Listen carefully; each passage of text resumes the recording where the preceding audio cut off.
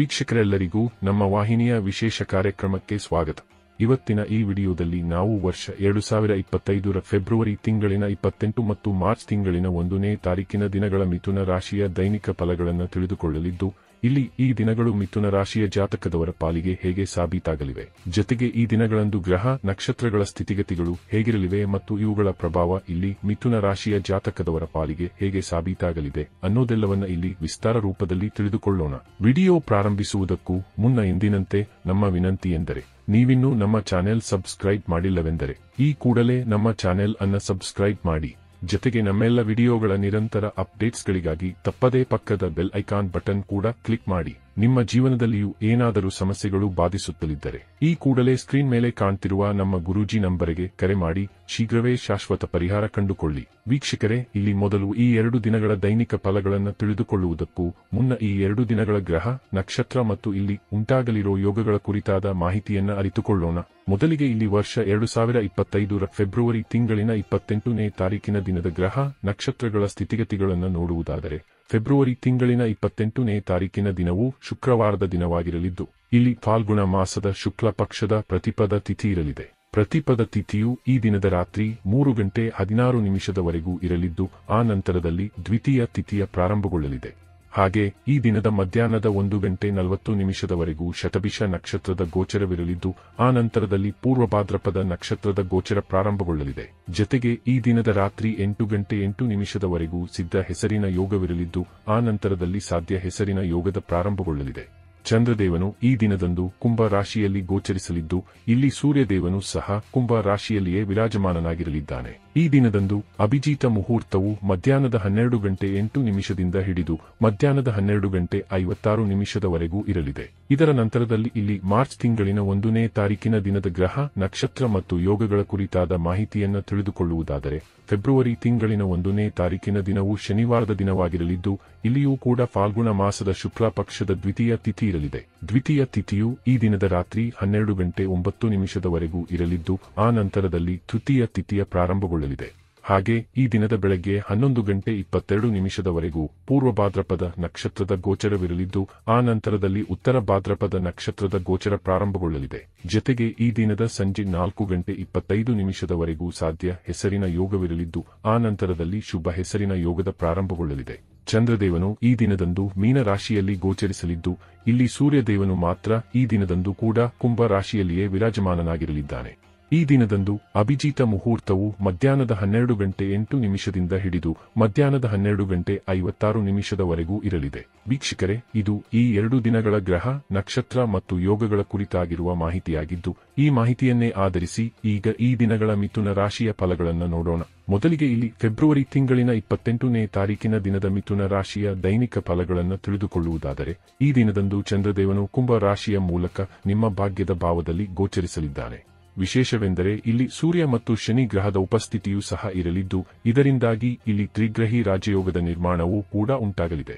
ಹೀಗಾಗಿ ಇಲ್ಲಿ ನಿಮಗೆ ಭಾಗ್ಯದ ಭರಪೂರ ಸಹಕಾರ ಲಭಿಸಲಿದೆ. ಈ ದಿನದಂದು ನಿಮಗೆ ವಿದೇಶೀಯ ಯಾತ್ರೆಗಳ ಯೋಗಗಳು ಪ್ರಬಲವಾಗೊಳ್ಳಲಿವೆ.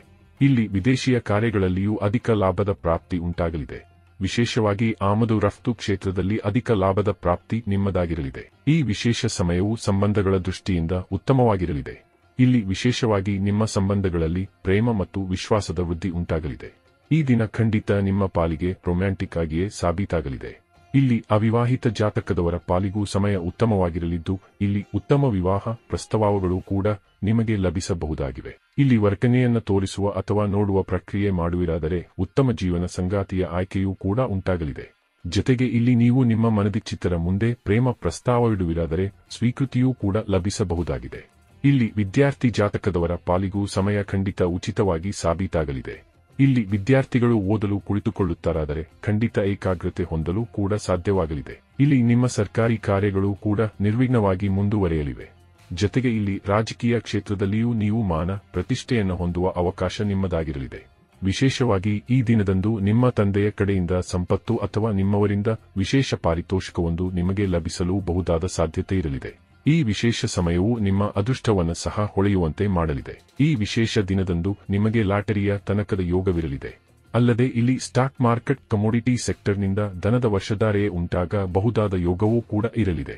ಇಲ್ಲಿ ಆಯಾ ಕಾರ್ಯವು ನಿಮ್ಮ ಭಾಗ್ಯದೊಂದಿಗೆ ಬೆಸೆದುಕೊಂಡಿದೆಯೋ ಆ ಕಾರ್ಯ ಈ ದಿನದಂದು ಖಂಡಿತ ಸಂಪನ್ನಗೊಳ್ಳಲಿದೆ. ಇಲ್ಲಿ ಆರೋಗ್ಯ ಸಂಬಂಧಿಯೂ ಸಮಯ ವಿಶೇಷವಾಗಿರಲಿದ್ದು ಖಂಡಿತ ಸಮಯ ನಿಮ್ಮ ಹಕ್ಕಿನಲ್ಲಿಯೇ ಇರಲಿದೆ. ಇಲ್ಲಿ ಭಾಗ್ಯದ ವಿಶೇಷ ಸಹಕಾರದಿಂದಾಗಿ ನೀವು ಹೇಗೆ ಯೋಚಿಸುವಿರೋ ಅದೇ ರೀತಿಯ ಫಲಗಳು ನಿಮ್ಮದಾಗುತ್ತಲೇ ಸಾಗಬಹುದಾಗಿದೆ.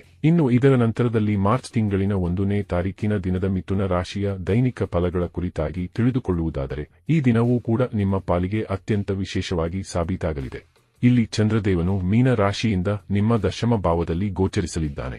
ವಿಶೇಷವೆಂದರೆ ಇಲ್ಲಿ ಮೀನ ರಾಶಿಯಲ್ಲಿ ಬುಧ, ಶುಕ್ರ ಜೊತೆಗೆ ರಾಹು ಗ್ರಹದ ಉಪಸ್ಥಿತಿಯೂ ಇರಲಿದ್ದು, ಹೀಗಾಗಿ ಇಲ್ಲಿ ಕೆಲ ವಿಶೇಷ ಯೋಗಗಳು ಸಹ ನಿರ್ಮಾಣಗೊಳ್ಳಲಿವೆ. ಹೀಗಾಗಿ ಇಲ್ಲಿ ಚಂದ್ರದೇವನು ನಿಮ್ಮನ್ನ ಭಾಗ್ಯದ ಭರವಸೆಯ ಮೇಲೆ ಬಿಡುವುದಿಲ್ಲ, ಬದಲಿಗೆ ಇಲ್ಲಿ ಕರ್ಮಗಳ ಮೇಲೆ ನಿಮ್ಮನ್ನ ಹೆಚ್ಚು ಫೋಕಸ್ಡ್ ಆಗಿರಿಸಲಿದ್ದಾನೆ. ಇಲ್ಲಿ ನೀವು ಪರಿಶ್ರಮ ಮತ್ತು ಶ್ರದ್ಧೆಯ ಮೂಲಕ ನಿಮ್ಮ ಕೆಲಸ ಕಾರ್ಯಗಳಲ್ಲಿ ತೊಡಗಿಕೊಳ್ಳುವುದು ನಿಮಗೆ ಹೆಚ್ಚು ಲಾಭದಾಯಕವಾಗಿ ಸಿದ್ಧಗೊಳ್ಳಲಿದೆ.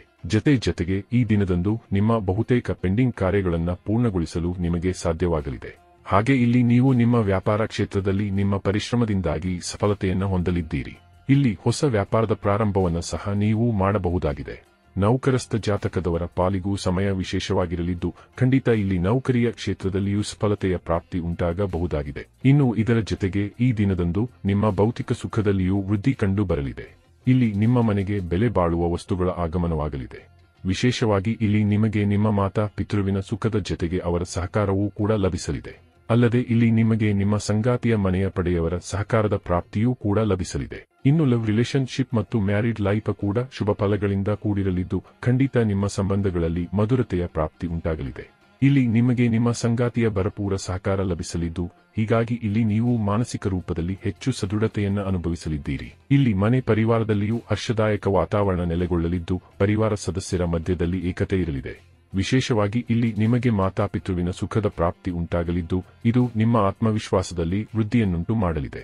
ಮನೆಯಲ್ಲಿ ಯಾವುದಾದರೂ ವಿಶೇಷ ಕಾರ್ಯಕ್ರಮದ ಆಯೋಜನೆಯೂ ಆಗಬಹುದಾಗಿದ್ದು, ಹೀಗಾಗಿ ಇಲ್ಲಿ ನಿಮ್ಮ ಮನೆ ಪರಿವಾರದಲ್ಲಿ ಸಂಬಂಧಿಕ ಆಗಮನವಾಗಲಿದ್ದು, ಬಹುದಿನಗಳ ನಂತರ ಹಲವರ ಭೇಟಿ ನಿಮಗೆ ಖುಷಿಯನ್ನ ನೀಡಲಿದೆ. ಇನ್ನು ವಿದ್ಯಾರ್ಥಿ ಜಾತಕದವರ ಪಾಲಿಗೂ ಈ ಸಮಯ ವಿಶೇಷವಾಗಿರಲಿದ್ದು, ಇಲ್ಲಿ ವಿದ್ಯಾರ್ಥಿಗಳಿಗೆ ಖಂಡಿತ ಏಕಾಗ್ರತೆಯ ಪ್ರಾಪ್ತಿ ಉಂಟಾಗಲಿದೆ. ಜೊತೆಗೆ ಇಲ್ಲಿ ವಿದ್ಯಾರ್ಥಿಗಳು ಇಚ್ಛಿತ ಫಲಿತಾಂಶ ಹೊಂದಬಲ್ಲವರಾಗಿ ಕಂಡುಬರಲಿದ್ದಾರೆ. ಒಟ್ಟಾರೆಯಾಗಿ ಇಲ್ಲಿ ಈ 2 ದಿನಗಳು ನಿಮ್ಮ ಪಾಲಿಗೆ ಲಾಭದಾಯಕವಾಗಿ ಸಾಬೀತಾಗಲಿದ್ದು, ತಪ್ಪದೇ ಈ ಸಮಯದ ಸದುಪಯೋಗ ಪಡೆದುಕೊಳ್ಳಬೇಕಾಗುವುದು. ಇನ್ನು ಈ 2 ದಿನಗಳಂದು ನೀವು ಬೆಳಗ್ಗೆ ಎದ್ದು ವಿಷ್ಣು ಸಹಸ್ರನಾಮವನ್ನು ಜಪಿಸುವುದು, ಸಂಜೆಯ ಸಮಯದಲ್ಲಿ ಮನೆಯ ಈಶಾನ್ಯ ಮೂಲೆಯಲ್ಲಿ ಚತುರ್ಮುಖಿ ತುಪ್ಪದ ದೀಪ ಬೆಳಗಿಸುವುದು ಮಾಡಬೇಕು. ಇದರಿಂದಾಗಿ ಈ ದಿನಗಳು ನಿಮಗೆ ಹೆಚ್ಚು ಸಮೃದ್ಧಿಯನ್ನು ಹೊತ್ತು ಬರಲಿವೆ. ವೀಕ್ಷಕರೇ, ಇದು ಈ 2 ದಿನಗಳ ಮಿಥುನ ರಾಶಿಯ ದೈನಿಕ ಫಲಗಳ ಸಂಪೂರ್ಣ ಮಾಹಿತಿ. ಈ ಮಾಹಿತಿ ನಿಮಗೆ ಇಷ್ಟವಾದರೆ ದಯವಿಟ್ಟು ವಿಡಿಯೋವನ್ನು ಲೈಕ್ ಮತ್ತು ಶೇರ್ ಮಾಡಿ. ಹಾಗೆ ಚಾನೆಲ್ ಸಬ್ಸ್ಕ್ರೈಬ್ ಮಾಡುವುದರೊಂದಿಗೆ ನಿರಂತರ ವಿಡಿಯೋ ಅಪ್ಡೇಟ್ಸ್ಗಳಿಗಾಗಿ ತಪ್ಪದೇ ಪಕ್ಕದ ಬೆಲ್ ಐಕಾನ್ ಬಟನ್ ಕೂಡ ಕ್ಲಿಕ್ ಮಾಡಿ.